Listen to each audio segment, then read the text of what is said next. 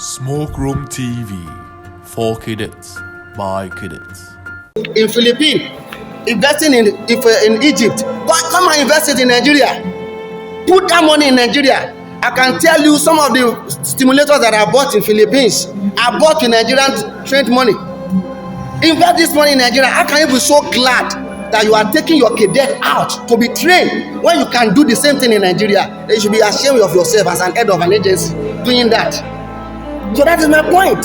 So if things continues like this in the next 5 years, what's the future for Nigeria? We are expecting disaster. Exactly, we are expecting disaster. I must be sincere with you. My last ship here, that was last year. I have 2 Philippines second visa unlimited. The same license that Nimasa is raising shoulder on. They came on board of my ship. They started as an OS. OS is the least rating.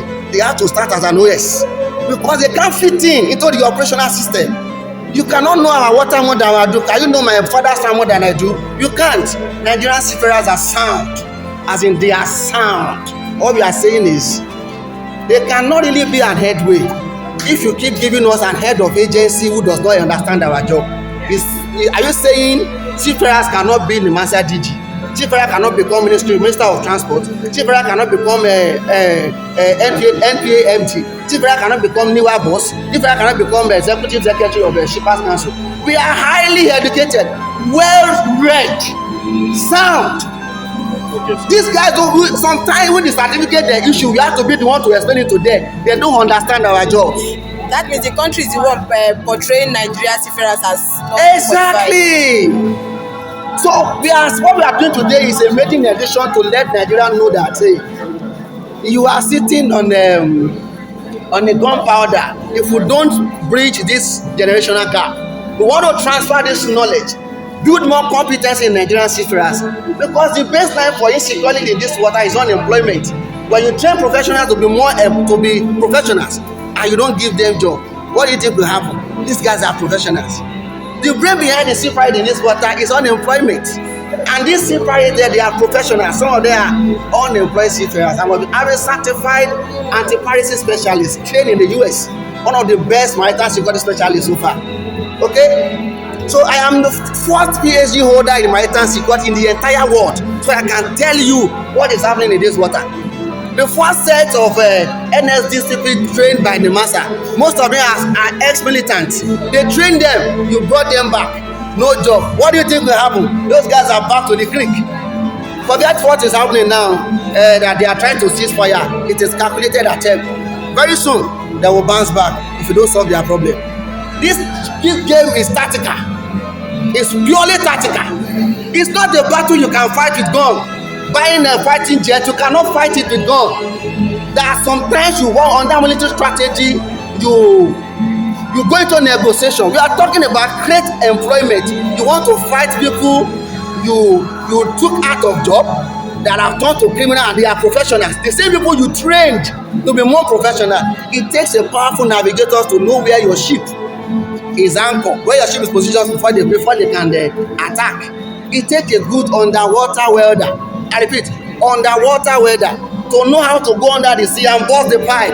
It's a professional game. Okay, like I had the master celebrating 5 months of zero. That is a lie. Quote me anywhere. Just 5 days ago, a captain still called me. In fact, they called my attention to that. They still have an attack.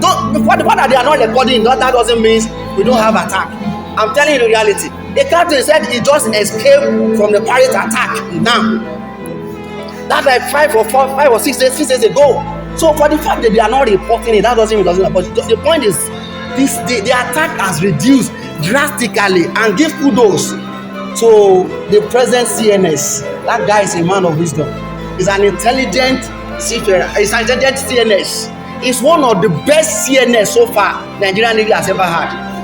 He didn't fight the battle of sea pirate with gun, but he fought it with intelligence. He know the problem, and he know that you cannot commit crime in this water without carrying some security agency along. So he spoke, and he addressed them, and exactly as we are getting the result. Let's give kudos to that man. He's a good guy. CNS, kudos to you. Thank you. Excuse me. Yes. You mentioned that the foreigners coming to take the job for Nigerian seafarers. Aside that, what other reason, considering the fact that Nigerian seafarers has been accused not gaining practical experience in their training? When you say they have been accused of gaining practical experience, they don't have practical experience. Those who have practical experience, they have jobs. Another thing is, we will work on our curriculum. It shouldn't be class. In abroad, when you're trained, if you spend 2 years in the class, you spend 1 year at sea. It shouldn't be class. So that's one of the things we are going to review the curriculum. You don't need to wait for the master. All schools will come together, we'll review the curriculum. And secondly, the government should compel ship owners, any ship sailing within Nigeria, to put at least minimum of 2 cadets on board their ships. Because if we don't start doing it in the next 5 to 10 years, we are headed to disaster. Does that mean for now there are no Nigerians on any of the ships? They hardly take Nigerian cadets on board, and they should compel them. They should compel them. It's not negotiable. It shouldn't be negotiable, because we need people that will take over from some of us. Some of us are leaving the sea, and when we don't train them to take over from us, foreigners should be using that advantage to take over their job. But presently, the foreigners that are here, they should leave our job for us. Our brothers are not, they need this job. The rector of Warren is trying. I must give kudos for him to reduce the population from 800 to 200. He's trying. I'm not trying to hype him. I've said it on there several times. I just give kudos to him. It's not about pushing out quantity. We are looking at pushing out quality. But mind you, this job does not end in the class or only the training vessel. It is not a class work. Washers Maritime Academy in UK, before they will admit you, you must have a shipping company where you will do your practical, where they can give you admission. That is what we are trying to say. Practical should be part of their curriculum.